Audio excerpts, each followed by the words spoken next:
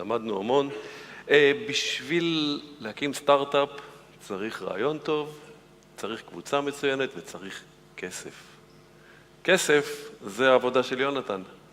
אז מי שצריך כסף, יקשיב טוב טוב למה שיונתן מצ'ד הולך להגיד לכם, שותף ב-JVP, קרן הון סיכון שהשקיע בחברת החלל NSLcom, והוא יסביר לנו על כסף. יונתן, אפשר להשאיר את זה כאן. תודה רבה. משתעל. שומעים? כן. כן. אחלה אינטרו, אני עושה כסף. זה העבודה שלי, that's my job, right money. Great, so thank you for having me. Tough hour you already said, so we'll try to keep it a bit spicy and even get you involved if possible. So in order to get to the point where we can talk about what can a space entrepreneur do in order to increase the pool of investors that would be relevant for the entrepreneur, we'll first build upon understanding what is a VC, what do we do, how do we do it. Secondly, what is the interface between VC and investor and entrepreneurs, so the deal flow process, the way we call it. And thirdly, we'll see how can a space entrepreneur increase their chances in securing an investment. So as Ofer introduced, my name is Ynatan. I'm a partner at JVP, Jerusalem Venture Partners, one of the largest funds in Israel. I led together with my partner Rafi our first investment in space, a company called NSLcom. Develops expandable antennas, can boost the nanosat performance by up to 500 times. So if you don't know about them, now is the time, because next time you're going to hear about them in the newspaper, you won't be able to say, I knew them when they were a little baby. So what's a VC, right? VC, venture capital. By the way, funny anecdote, how Americans say VC, venture capital. How does the Israeli say VC? Risk capital, right? קרן הון סיכון. So we don't sugarcoat you. We tell you our business is risk. In America, it sounds more, promising. Venture. It sounds exciting. What do? We go to our own investors and we raise a fund. Could be, $100 million fund. And we tell them, okay, over the next 3 or 4 years, we're going to invest in, let's say, 10 to 15 companies. Checks vary from, let's say, 3 to 9, $500,000 to $2 million, 10 to 30, depending on the strategy and the focus of the fund. We tell them we're going to invest in certain areas of investment. Could be fintech, cyber, enterprise software, space.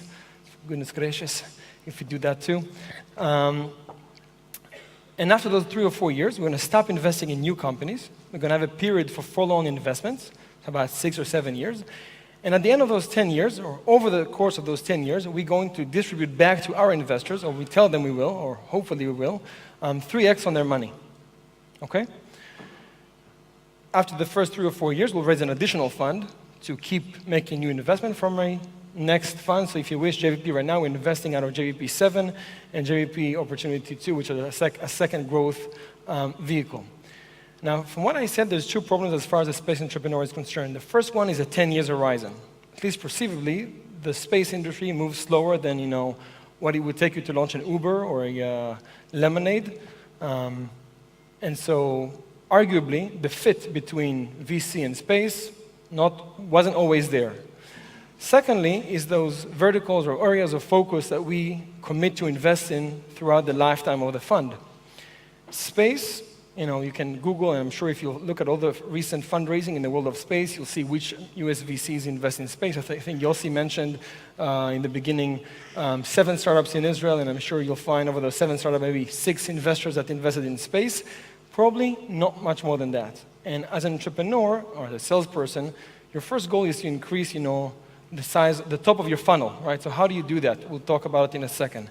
But just to make it a bit more fun, I'll need a volunteer, preferably a she, just so we can be diverse. VC industry, we're into diversity these days, or trying to pretend we are, at least pretty well.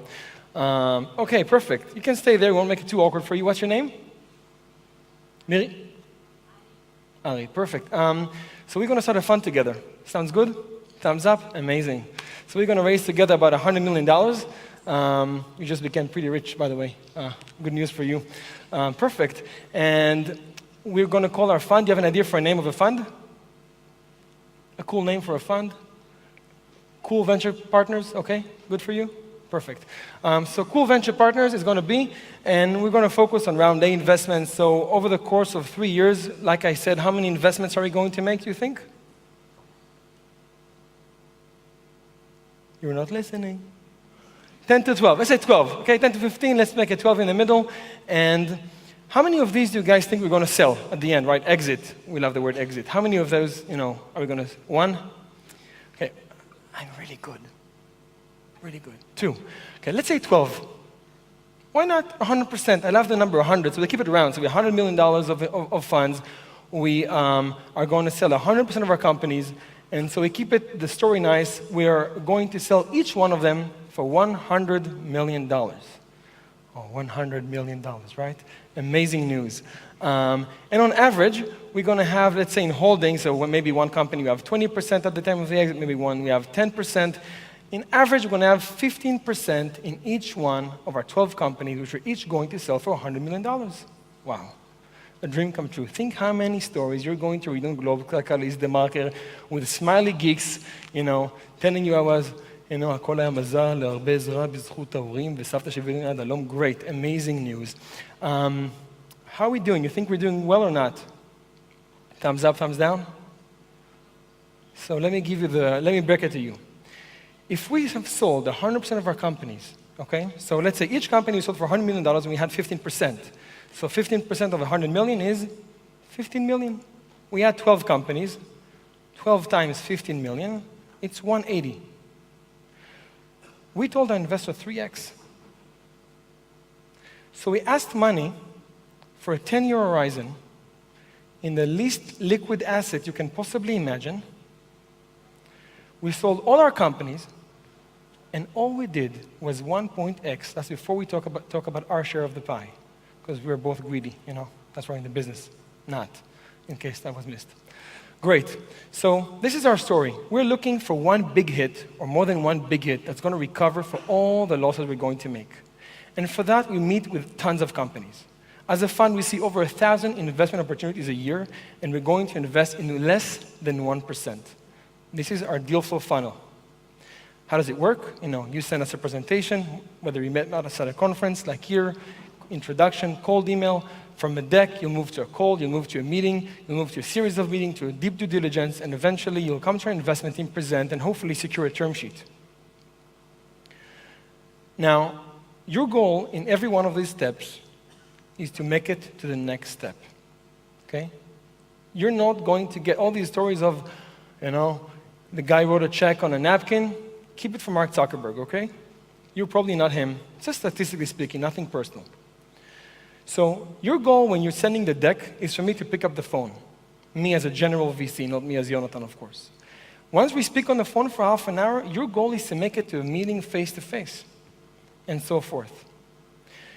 Now, throughout the day here, I'm sure there are many buzzwords that in the space world really, do wonders. In the traditional VC world, AI, big data, blockchain, we didn't hear too much of that today, right? And you want to be able to convert us to believe that you can disrupt, a world or our world and invest in you. And so the first advice I would give at space entrepreneurs is about the packaging, especially at the very early stage. If you have $5 million of revenue, it's a pretty easier pitch to do. But in the very beginning, you're selling a dream. And there's a question of how you package the dream. So if you take Space Pharma, and not to teach Yossi anything about his own business, one way to go about your business is say, you're a space company. But you can also present it completely differently, right? You can say, no, I'm actually after experiments. You can be a big data company. You could be an imaging company. Vision is big these days, right? Deep learning, TensorFlow, so cool. So the packaging and the framing of how you present your story to the investor is key. Because again, that's not going to lend you the term sheet. It will lend you the quote. It's going to lend you the meeting. Okay, so this first part of how you package your company, what's the story, what are you selling, or how are you leaning on something that the investor is familiar with. So let's say you have a company, you send cameras to space, you take images of the planet, and you sell it to insurance companies for whatever reason, property insurance. You're an insurtech startup. You just increased your pool of investors by 1,000%. I don't know how much. That's the first thing. The second thing, and traditionally you would want to avoid to be in this situation, to educate your investor or the market. But for the new space world, there is an education needed. And usually when an insurtech startup or a cyber startup comes to us, I say, skip the market part. We know it. In your case, there's a big education part to be done. Because there's some myths going on about space which were true, or arguably were true for a while, and many of them have changed. The capital needed to reach space, the relevancy for many new industries, the government aid you can get in it, and more which we've discussed today. So this part I would recommend as a key part to open up your meeting, to lower the guards and expose a new generation of investors to a pretty new and awesome space. So I'll leave you with that. Time is up. Good luck, everyone, and have a good day.